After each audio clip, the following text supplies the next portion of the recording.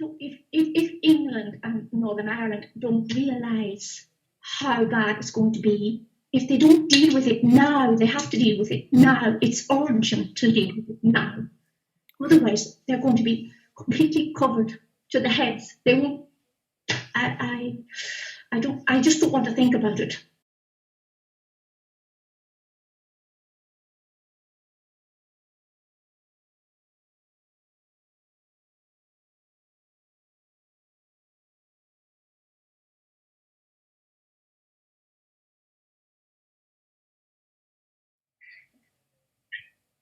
Being other people, they're.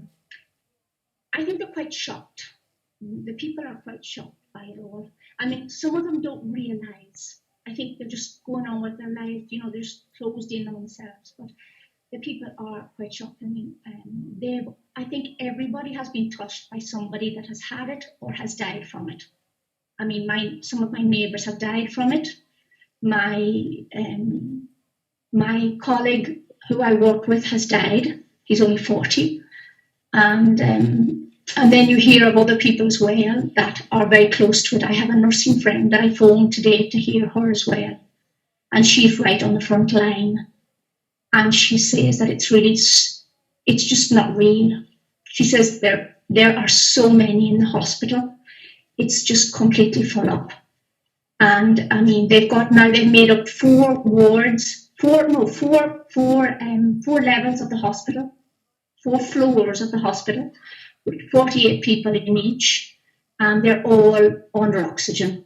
They're quite critical, and then the intensive care is completely full, and then also the emergency, and the emergency is full of. Well, she told me that there was about 100 people in the emergency area that are also being helped with oxygen and being helped to breathe physically also.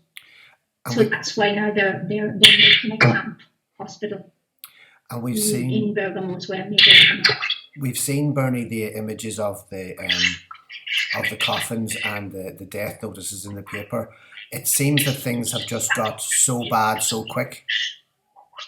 Yeah, that was a real shock. I think that was the biggest shock of all. And I know that my friend who died was in one of those. And Bernie, you wanted to share about the people who have passed away and their experiences. Yeah, I mean, I obviously it's not a one-to-one thing, but what I've heard from, and obviously my that died, no one could see him. I mean, even when we tried to phone, they couldn't tell you what was happening because it's completely isolated and there is so much work to do that no one can respond. No one's able to respond to us. And I mean, the people just die and then you discover afterwards they've died. I mean, there's no way of getting in contact because the isolation is so strict. And my friend, the nurse, told me that the people are just dying on their own. I'm just thinking about it. These people that are there on their own in these wards. It's just so terrible to think that they're dying without anybody beside them. There is no one there to hold them. They'll hold their hands or to say it's going to be okay. They're on their own. And this for me is terrible. I think that we should be responsible. Like you asked me, how can we be responsible ourselves? This is what we have to do. We have to stay inside and stop the violence. We have to stop the violence ourselves by being responsible and staying inside, not getting in contact with others. One day makes a difference. Because when they closed us off strictly a week ago, well, just over a week ago, a week and almost 2 weeks now, the people didn't listen, and our officials, the people at the head of us said, this will be a result. The week after, we will have a peak, and that is what happened, because the people went out and they went into the gardens, they had parties, because there was no work, there was no school. And now we have our peak. Today there was over, I don't know, in general over 600 died today from yesterday. So I mean, in 24 hours, I mean, this is not normal. 600 people who can die in 24 hours, it's not normal.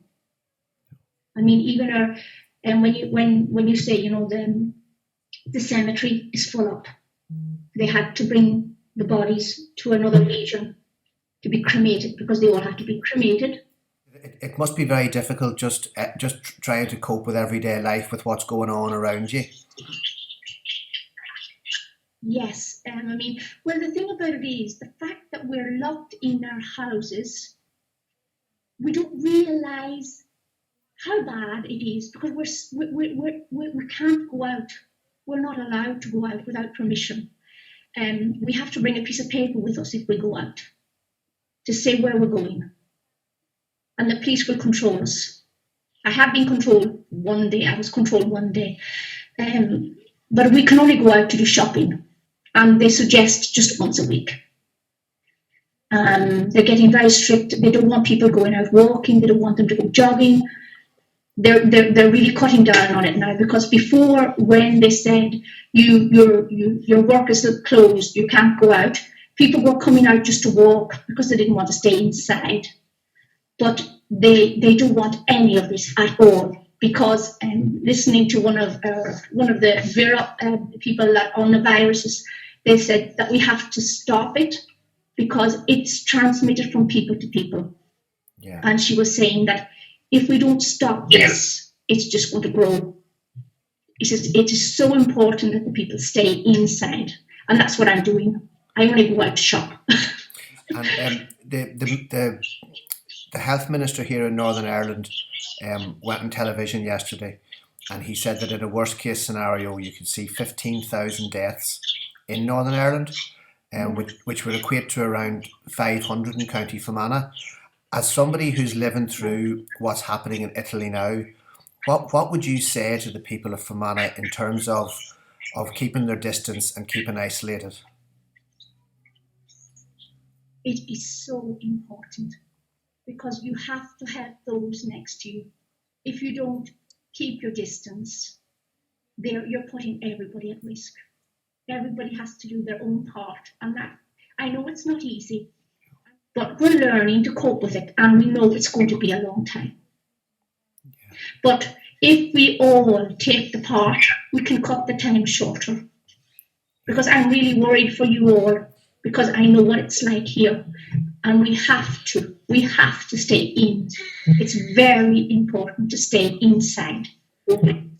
If you could just maybe sum up just what it's like living there at the moment with all of this going on around you and the fear you have.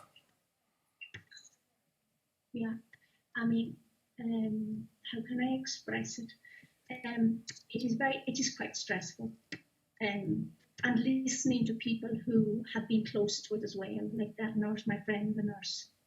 It is also quite frustrating, because when you hear people who don't think it's serious, you just think, how can you think that when you know people are dying? Well, there are so many people dying.